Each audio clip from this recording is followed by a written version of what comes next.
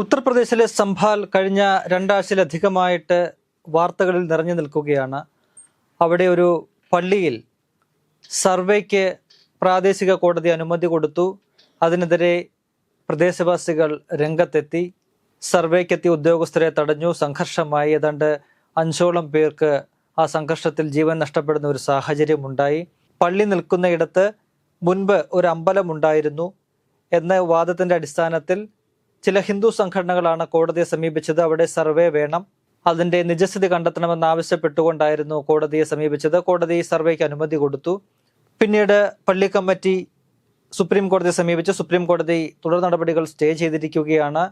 കോടതി തന്നെ പറഞ്ഞതൊരു മതസൗഹാർദ്ദം വേണം, അതിനൊരു കമ്മിറ്റിയൊക്കെ രൂപീകരിക്കണമെന്ന് സുപ്രീം കോടതി നിർദ്ദേശിച്ചിട്ടുമുണ്ട്. എന്തായാലും അത്തരത്തിൽ വലിയ സംഘർഷബാധിതമായ അവിടെ ഈ സംഘർഷത്തിൽ മരണപ്പെട്ട ആൾക്കാരുടെ കുടുംബങ്ങളുണ്ട്. അവരൊക്കെ തന്നെ ദുഃഖത്തിലാണ്.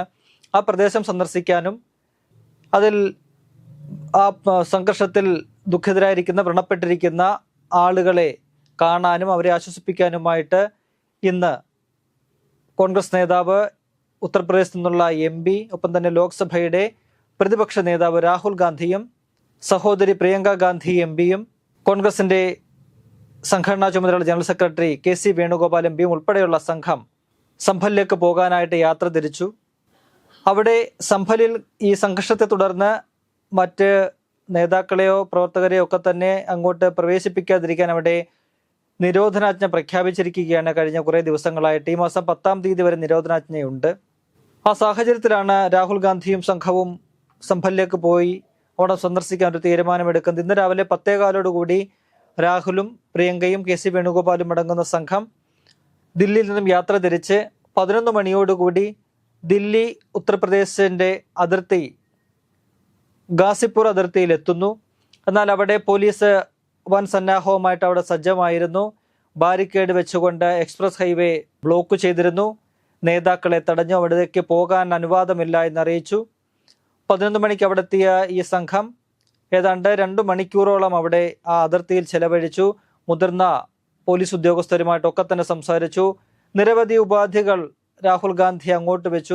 തങ്ങൾ ഒരു വണ്ടിയിൽ പോകാം, ഈ നേതാക്കൾ 3 പേരും ഒരു വണ്ടിയിൽ പോകാം, മറ്റ് പ്രവർത്തകരെ ആരെയും ഒന്നും കടത്തിവിടേണ്ട, ഞങ്ങൾ മാത്രം പോയിട്ട് വരാം, ഏറ്റവും ഒടുവിൽ താൻ ഒറ്റയ്ക്ക് പോകാം, മറ്റ് സുരക്ഷാ സംവിധാനങ്ങളോ ഒന്നും വേണ്ട എന്നൊക്കെ തന്നെ പറഞ്ഞു നോക്കി. എന്നാൽ അതൊന്നും തന്നെ ഈ പോലീസ് സംഘം അല്ലെങ്കിൽ പോലീസ് ഉദ്യോഗസ്ഥർ, മുതിർന്ന ഉദ്യോഗസ്ഥർ ഒന്നും തന്നെ ചെവിക്കൊണ്ടില്ല. അങ്ങോട്ട് കടത്തിവിടാനാകില്ല എന്ന ഉറച്ച നിലപാടിലായിരുന്നു അവർ. ഒടുവിൽ ഏതാണ്ട് 2 മണിക്കൂറത്തെ വാദപ്രതിവാദങ്ങൾക്കും പ്രതിഷേധങ്ങൾക്കും ഒടുവിൽ ഇവർക്ക് പോലീസിന്റെ തീരുമാനത്തിന് മുന്നിൽ കീഴടങ്ങേണ്ടി വന്നു. അവർക്ക് തിരിച്ചു പോകേണ്ടി വന്നു. ഈ അതിർത്തി പ്രദേശത്ത് നിരവധി കോൺഗ്രസിന്റെയും സമാജ്വാദി പാർട്ടിയുടെയും പ്രവർത്തകർ തടിച്ചുകൂടിയിരുന്നു. അവരൊക്കെ തന്നെ പോലീസുമായിട്ട് വാക്കേറ്റത്തിലെ ഒരു സംഘർഷാവസ്ഥ തന്നെയാണ് ഏതാണ്ട് 2 മണിക്കൂറിലധികമായിട്ട് അവിടെ നിലനിന്നിരുന്നത്. രാഹുൽ ഗാന്ധി ഒരു ഘട്ടത്തിൽ വാഹനത്തിൽ നിന്നും ഇറങ്ങി മുതിർന്ന പോലീസ് ഉദ്യോഗസ്ഥരുമായിട്ട് സംസാരിക്കുന്നത് കാണാമായിരുന്നു. പിന്നീട് അദ്ദേഹം താൻ എപ്പോഴും കയ്യിൽ കരുതാറുള്ള ഭരണഘടനയുടെ ഒരു ചെറിയ പകർപ്പ് അത് അദ്ദേഹം ഉയർത്തിക്കാട്ടി പ്രവർത്തകരെ അഭിസംബോധന ചെയ്തുകൊണ്ട് സംസാരിച്ചു.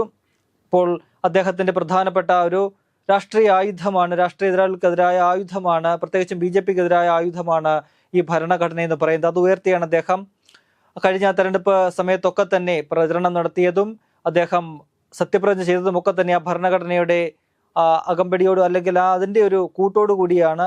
അത് തന്നോടൊപ്പം എപ്പോഴും കരുതിക്കൊണ്ട് ഭരണഘടനയുടെ ഒരു ശക്തിയുടെ ബലത്തിലാണ് താൻ പോകുന്നത് എന്ന് വ്യക്തമാക്കാൻ വേണ്ടിയിട്ടാണ് അദ്ദേഹം അത് കയ്യിൽ കരുതുന്നതും അതിൻ്റെ അനുസരിച്ചാണ് പ്രവർത്തനങ്ങളും അദ്ദേഹം നടത്തുന്നത്. ഇന്നും അദ്ദേഹം ആ ഭരണഘടനയുടെ ഒരു ചെറിയ പകർപ്പ് ഉയർത്തിക്കാട്ടിക്കൊണ്ട് ആ പ്രവർത്തകരോട് സംസാരിച്ചു. പിന്നീട് അദ്ദേഹവും സഹോദരിയും KC വേണുഗോപാലും അടങ്ങുന്ന സംഘം തിരിച്ചു പോകാൻ സന്നദ്ധത അറിയിക്കുകയായിരുന്നു. എന്തായാലും ഈ സംഘർഷം നടന്ന സ്ഥലത്തേക്ക് ഈ നേതാക്കളെ കടത്തിവിടരുതെന്ന് സംഭലിലെ ഡിസ്ട്രിക്ട് മജിസ്ട്രേറ്റ് നേരത്തെ തന്നെ അയൽ ജില്ലകൾക്ക് നിർദ്ദേശം കൊടുത്തിരുന്നു. ഈ നേതാക്കൾ ജില്ലകളിലേക്ക് പ്രവേശിക്കാൻ അനുവദിക്കാതെ അവരെ അതിനു മുൻപ് തന്നെ അതിർത്തികളിൽ തന്നെ തടയണമെന്നാണ് സംഭലിലെ ഡിസ്ട്രിക്ട് മജിസ്ട്രേറ്റ് കത്ത് മുഖേന നിർദ്ദേശം കൊടുത്തിരുന്നത്. അതിന്റെ അടിസ്ഥാനത്തിൽ തന്നെയാണ് ഈ ഗാസിപ്പൂർ അതിർത്തിയിൽ ഈ നേതാക്കളെയൊക്കെ തന്നെ തടഞ്ഞ് തിരിച്ചുവിടുന്ന ഒരു സാഹചര്യം ഉണ്ടായത്. നമുക്കറിയാം, നേരത്തെ ഉത്തർപ്രദേശിൽ നിരവധി സംഭവങ്ങൾ, ഇത്തരത്തിൽ ഹാത്രാസ് പോലെയുള്ള സംഭവങ്ങൾ, അത്തരത്തിൽ സ്ത്രീകൾക്കെതിരായ അതിക്രമങ്ങൾ, കൊലപാതകങ്ങളൊക്കെ തന്നെ നടന്നിട്ടുണ്ട്. ആ സമയങ്ങളിലൊക്കെ ഇത്തരത്തിൽ പ്രിയങ്ക ഗാന്ധി ഉൾപ്പെടെയുള്ള സംഘം അങ്ങോട്ട് പോകാൻ ശ്രമിക്കുകയും അവരെയൊക്കെ തന്നെ അവിടെ തടയുകയും അങ്ങോട്ട് പ്രവേശനം അനുവദിക്കാൻ പറ്റില്ല എന്ന കർശന നിലപാടിലേക്ക് ഉത്തർപ്രദേശ് സർക്കാർ പോകുന്നതൊക്കെ നമ്മൾ പല തവണയും കണ്ടിട്ടുണ്ട്. അത് തന്നെയാണ് ഇവിടെയും ആവർത്തിച്ചിരിക്കുന്നത്. ഈ ഉത്തർപ്രദേശിൽ കഴിഞ്ഞ കുറെ കാലമായിട്ട് നമുക്കറിയാം മുസ്ലിം പള്ളികൾക്ക് എതിരെ ഇത്തരത്തിൽ ഹിന്ദു സംഘടനകൾ രാഷ്ട്രീയമായ രീതിയിലുള്ള പോരാട്ടങ്ങൾ നടത്തുകയാണ്. പള്ളികളൊക്കെ തന്നെയും അമ്പലങ്ങൾക്ക് മുകളിൽ പണിഞ്ഞിരിക്കുന്നവയാണ്. പണ്ട് മുഗൾ രാജവംശകാലത്ത് തകർക്കപ്പെട്ട അമ്പലങ്ങൾക്ക് മീതെയാണ് പള്ളികളൊക്കെ തന്നെ പണിഞ്ഞിരിക്കുന്നത് എന്ന വാദം അവർ ഉയർത്തിക്കൊണ്ടുവരികയാണ്. നമുക്കറിയാം ഈ ബാബറി മസ്ജിദ് സംഭവമൊക്കെ അറിയാം. അതിനുശേഷം അവിടെ രാമക്ഷേത്ര നിർമ്മാണവുമായി ബന്ധപ്പെട്ട സുപ്രീം കോടതി വിധി, അവിടെ ആ തർക്ക സ്ഥലത്ത് തന്നെ ക്ഷേത്രം പണിയാൻ സുപ്രീം കോടതിയുടെ ഭരണഘടനാ ബെഞ്ച് അനുമതി കൊടുത്തുകൊണ്ട് വിധി പുറപ്പെടുവിച്ചു. ആ വിധി കൊടുക്കുന്ന ഒരു ധൈര്യമാണോ എന്നറിയില്ല. ഉത്തർപ്രദേശ് സംസ്ഥാനത്ത് പ്രത്യേകിച്ചും അവിടെ ഈ പള്ളികൾക്കെതിരെ അത്തരത്തിലുള്ള പോരാട്ടങ്ങൾ അല്ലെങ്കിൽ അത്തരത്തിലുള്ള നീക്കങ്ങൾ ഈ ഹിന്ദു സംഘടനകളുടെ ഭാഗത്തു നിന്നും ഉണ്ടാവുന്നു എന്നതാണ് വളരെ ശ്രദ്ധേയമായ ഒരു കാര്യം. ഗ്യാൻവാപ്പി പള്ളി ഉൾപ്പെടെയുള്ള പള്ളികളിൽ സർവേ നടക്കുകയും അത് വലിയ പ്രതിഷേധങ്ങളിലേക്ക് പോവുകയും പിന്നീട് പള്ളി കമ്മിറ്റികൾക്ക് സുപ്രീം കോടതി വരെ സമീപിക്കേണ്ട സാഹചര്യമൊക്കെ ഉണ്ട്. നിലവിൽ നിരവധി പള്ളികളിൽ അത്തരത്തിൽ സർവേ നടക്കാൻ ഉള്ള ഒരു സാഹചര്യം കീഴ്ക്കോടതികൾ ഒരുക്കി കൊടുത്തിട്ടുണ്ട്. അത് ഗൗരവമായുള്ളൊരു കാര്യം തന്നെയാണ്. ഏറ്റവും ഒടുവിൽ ഈ സംഭല്ലെ പള്ളിയുടെ സർവേ, അത് തുടർ നടപടികൾ, വിചാരണ കോടതിയിലെ തുടർ നടപടികൾ സുപ്രീം കോടതി തടഞ്ഞിരിക്കുന്നു. അത് ആശ്വാസകരമായ ഒരു കാര്യം തന്നെയാണ്. എന്തായാലും പള്ളികൾക്ക് നേരെയുള്ള ഇത്തരത്തിലുള്ള നീക്കങ്ങളെ വളരെ ഗൗരവത്തോടു കൂടി തന്നെ കാണേണ്ടതുണ്ട്. സുപ്രീം കോടതി രാജ്യത്തെ പരമോന്നത നീതിപീഠമാണ്. നീതിപീഠം ഇത്തരത്തിലുള്ള വിഷയങ്ങളിൽ വളരെ ഗൗരവമായി കാണുകയും അതിൻ്റെ യുക്തമായ രീതിയിലുള്ള തീരുമാനങ്ങൾ എടുക്കുകയും ചെയ്യേണ്ടതുണ്ട്. നേരത്തെ മുസ്ലിം ലീഗിന്റെ കേരളത്തിൽ നിന്നുള്ള എംപിമാർ ഉൾപ്പെടെ ഈ സംഭവത്തിലേക്ക് പോകാനായിട്ട് 2 ദിവസം മുൻപ് തീരുമാനിച്ചിരുന്നു. അവരെയും അവിടെ തടയുന്ന ഒരു സാഹചര്യം ഉണ്ടായി. ആരെയും അങ്ങോട്ട് കടത്തിവിടില്ല, തങ്ങളുടെ ഒരു അധികാര കേന്ദ്രമാണ് എന്ന് പ്രഖ്യാപിക്കുന്ന ഒരു നിലപാടാണ് യോഗി ആദിത്യനാഥ് സർക്കാർ കഴിഞ്ഞ കുറെ കാലമായിട്ട് ചെയ്യുന്നത്. അവിടെ എന്തൊക്കെ പ്രശ്നങ്ങൾ ഉണ്ടായാലും, അവിടെ കൂട്ടക്കൊലകൾ ഉണ്ടായാലും, ബലാത്സംഗം ഉണ്ടായാലും, ഇനിയിപ്പോൾ സർക്കാർ വക സ്പോൺസേർഡ് ആയിട്ടുള്ള ഏറ്റുമുട്ടലുകൾ ഉണ്ടായാലും, വ്യാജ ഏറ്റുമുട്ടൽ കൊലപാതകങ്ങൾ നടന്നാലും അവിടെയൊക്കെ തന്നെ ഇരകളെ കാണാനോ അവരെ ആശ്വസിപ്പിക്കാനോ മറ്റു പാർട്ടികളെ ഒന്നും തന്നെ അനുവദിക്കാത്ത, മറ്റു പാർട്ടി നേതാക്കളെ അനുവദിക്കാത്ത തരത്തിലുള്ള ഒരു ഏകാധിപത്യ പ്രവണതയാണ് യോഗി ആദിത്യനാഥ് സർക്കാരിൽ നിന്നും കഴിഞ്ഞ കുറെ കാലമായിട്ട് 2017 അധികാരത്തിലേറിയതിന് ശേഷം ഉണ്ടായിക്കൊണ്ടിരിക്കുന്നത്.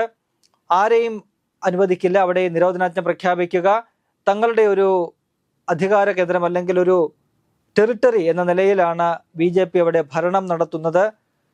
ഇത് എത്രത്തോളം ഇന്ത്യ പോലൊരു ജനാധിപത്യ രാജ്യത്ത് ഗുണകരമാണ് എന്നത് ചിന്തിക്കേണ്ടിയിരിക്കുന്നു. എന്തായാലും സംഭലിലേക്കുള്ള യാത്ര രാഹുൽ ഗാന്ധിയും പ്രിയങ്കയും KC വേണുഗോപാലും ഒക്കെ തന്നെ വഴിയിൽ ഉപേക്ഷിച്ചവർക്ക് മടങ്ങിപ്പോകേണ്ടി വന്നു. പോലീസിന്റെ പിടിവാശിയാണ് അതിന് കാരണമായത്. പ്രവർത്തകരൊക്കെ തന്നെ അവിടെ തടിച്ചുകൂടിയിരുന്നു.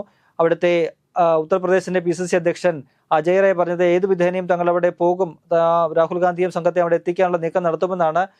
അത്തരത്തിൽ പ്രകോപനപരമായിട്ട് പോയിരുന്നെങ്കിൽ ഒരുപക്ഷെ വലിയ സംഘർഷത്തിലേക്കുമൊക്കെ കാര്യങ്ങൾ കൈവിടുമായിരുന്നു.